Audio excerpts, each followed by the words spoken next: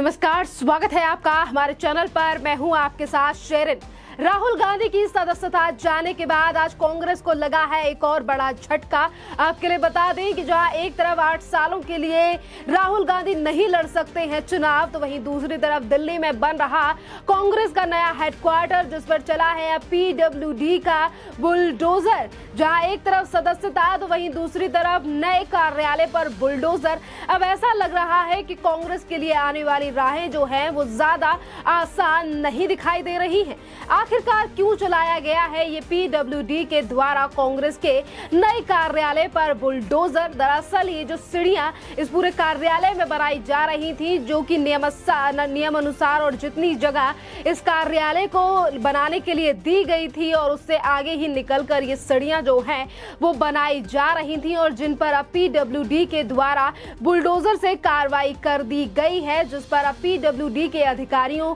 का बयान भी जो है वो भी सामने आया है, जिस पर पीडब्ल्यूडी के द्वारा कहा गया है कि कांग्रेस के द्वारा पहले ही हरी झंडी जो है वो इस कार्रवाई को दे दी गई थी, क्योंकि अभी कुछ दिनों में यानी कि इसी साल में भारत कर रहा है G20 की अध्यक्षता और इसीलिए दिल्ली के जो पॉश इलाके हैं और तमाम जगहों पर जहां पर हो रहा है अतिक्रमण और सरकारी जगह पर कब्जा, वहां पे हर जगह बुलडोजर से कार्रवाई की जा रही है, चाहे फिर वो दिल्ली हो या फिर इसके अलावा तमाम और बड़े राज्य। इस पर हम बता दें कि जहां एक तरफ कांग्रेस के नए कार्यालय पर बुलडोजर से कार्रवाई की गई है और ये उस समय पर कार्रवाई की गई है जिस समय पर पहले ही कांग्रेस जो है वो काफी ज्यादा बुरे दौर से गुजर रही है, यानी कि राहुल गांधी की सदस्यता के मामले को लेकर कि जो सदस्यता अब रद्द हो चुकी है। 2024 में राहुल गांधी प्रधानमंत्री और लोकसभा चुनावों के लिए कर रहे थे तैयारियां, पर इससे पहले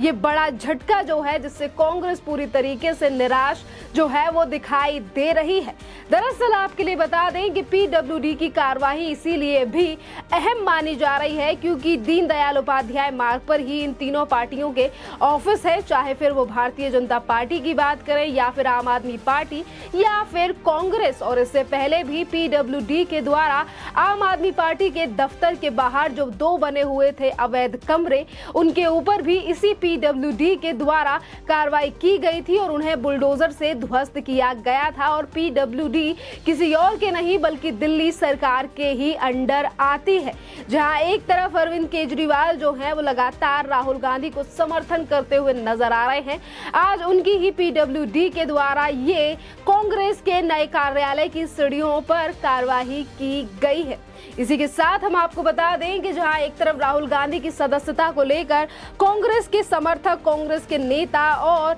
तमाम लोग जो हैं वो सोशल मीडिया पर इस पूरे मामले को लेकर कांग्रेस को लेकर यानी कि राहुल गांधी पर बयानबाजी कर रहे हैं, तो वहीं दूसरी तरफ प्रियंका वाड्रा की तरफ से भी इस पूरे मामले को लेकर ट्वीट किया गया, निशाना साधा गया केंद्र की सरकार पर, जिसके बाद प्रियंका वाड्रा को ही देश की जनता की तरफ से जवाब दिए जा रहे हैं। आखिर क्या कहा प्रियंका वाड्रा ने अपने ट्विटर पर और आखिरकार जनता जो है वो क्यों बिफर पड़ी प्रियंका वाड्रा और उनके ट्वीट और ट्वीटों को लेकर उनकी बोली भाषा जो थी, इस ट्वीट पर क्या जवाब दिए गए हैं इस पर भी हम आपको बता देते हैं। दरअसल प्रियंका वाड्रा ने 3 ट्वीट किए जो कि एक दूसरे से जुड़े हुए थे। पहले प्रियंका वाड्रा ने लिखा कि प्रधानमंत्री जी, आपके चमचों ने एक शहीद के बेटे को देशद्रोही मीर जाफर कहा। आपके एक मुख्यमंत्री ने सवाल उठाया कि राहुल गांधी का पिता कौन है। कश्मीरी पंडितों के रिवाज निभाते हुए एक बेटा पिता की मृत्यु के बाद पगड़ी पहनता है, अपने परिवार की परंपरा कायम रखता है।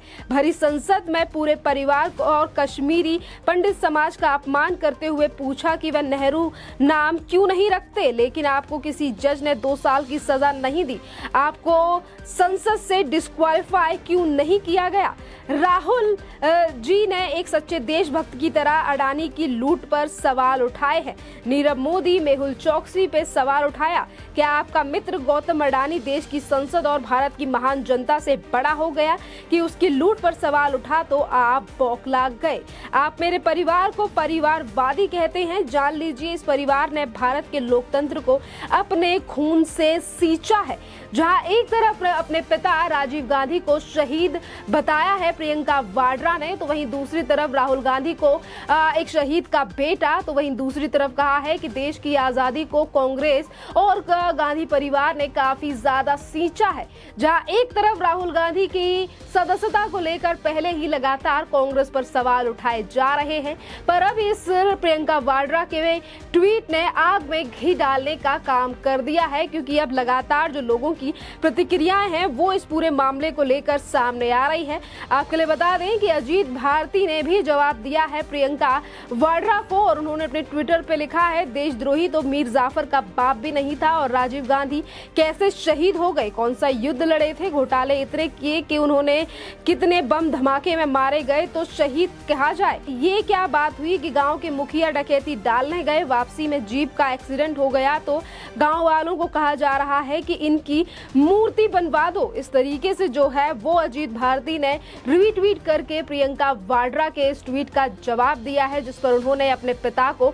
शहीद और राहुल गांधी को शहीद का बेटा बताया है। तो वहीं दूसरी तरफ तमाम और जो जनता है वो भी प्रियंका वाड्रा के इस ट्वीट को लेकर जवाब दे रही है, और इसी पर प्रोफेसर डॉक्टर आशीष गुप्ता ने भी इस पूरे मामले को लेकर लिखा है और कहा है कि इस परिवार ने नहीं, देश की जनता ने अपने खून से सीधा इस परिवार ने तो अपना भारत रत्न बांटे हैं। सिर्फ जिस तरीके से राजीव गांधी ने अपने आप को ही स्वयं भारत रत्न दिया था, आज उन तमाम मुद्दों को लेकर भी प्रियंका वाड्रा को निशाना बनाया जा रहा है कि आपके परिवार ने भारत को आजादी नहीं बल्कि खुद अपने आप को भारत रत्न बांटे हैं। इतना ही नहीं, हम आपको बता दें कि तमाम जो लोग हैं, संजय नाम के यूजर ने लिखा है कि तुम्हारा भाई और माँ दोनों ही सुप्रीम कोर्ट से बेल पर बाहर घूम रहे हैं, नेशनल हेराल्ड केस में उस पर भी कुछ बोल दो। आज अगर कोर्ट की तरफ से राहुल गांधी को बड़ा झटका मिला है तो क्यों न्याय व्यवस्था और देश की सरकार पर सवाल उठा रही हो। तो वहीं दूसरी तरफ एजे आयुष नाम के यूजर ने भी प्रियंका वाड्रा के इस ट्वीट को लेकर अपनी प्रतिक्रिया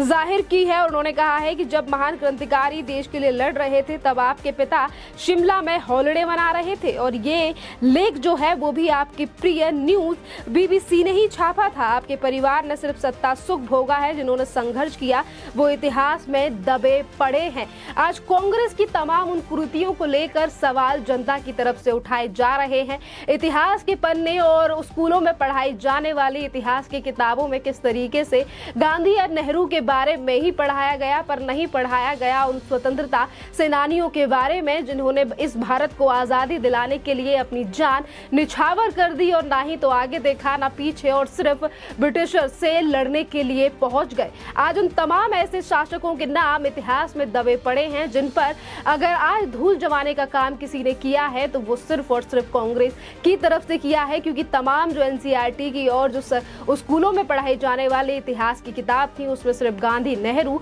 और सिर्फ गिनी चुनी चीज ही पढ़ाई गई, जिनको लेकर आज प्रियंका वाड्रा से लेकर कांग्रेस पर ये भी तमाम सवाल जो है वो दागे जा रहे हैं कि किताबों में कुछ पढ़ाया और आज अपने ही परिवार को स्वतंत्रता सेनानी जो है वो कांग्रेस बता रही है, पर सच्चाई जो है वो किसी से छुपती नहीं है, क्योंकि इतिहास से जिस तरीके से एक एक करके पन्ना उठ रहा है। खैर, इस पूरे मामले पर आपकी जो भी राय हो आप हमें कमेंट करके जरूर बताइए। धन्यवाद।